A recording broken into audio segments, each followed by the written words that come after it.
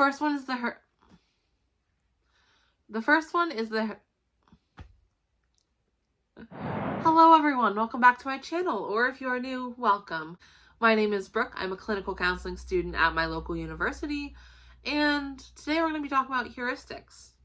So let's hop right into that. Now, before I started studying psychology, I had never even heard of this term. A heuristic is a mental shortcut that we use in order to make decisions. It helps us streamline that decision-making process. So in like a beautiful, perfect world, we would have all the time we need to make decisions. We'd be able to weigh the pros and cons. We'd be able to really think it through. However, we don't always have that time in our lives. Wise words of John Mulaney, we don't have time to unpack all of that. So we use these heuristics in order to make that decision-making process a little faster. Now, these are not inherently good. They are not inherently bad.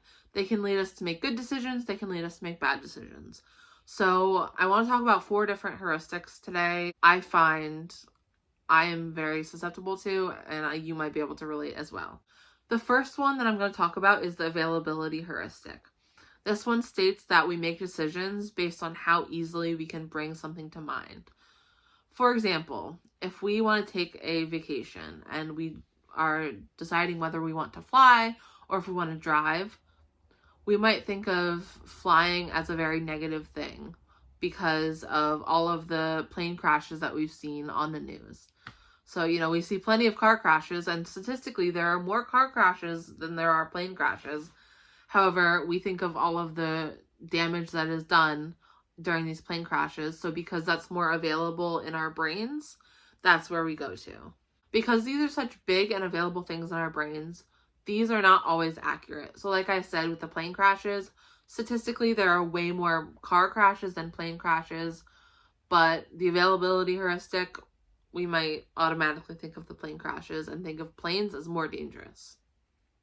Second one is the familiarity heuristic. Say that 5 times fast. This one states that we'll go with what's more familiar to us versus what's more unfamiliar. For example, this is why we often stay in jobs that we don't enjoy or stay in relationships that don't really serve us anymore because of this familiarity heuristic.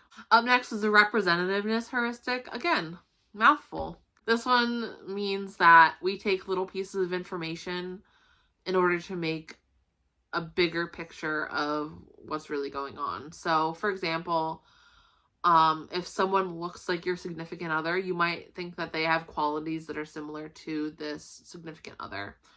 And then the last one, which is not really a mouthful, it's the easiest one to say, it's the affect heuristic. And this one emphasizes your current mood on the choices that you make.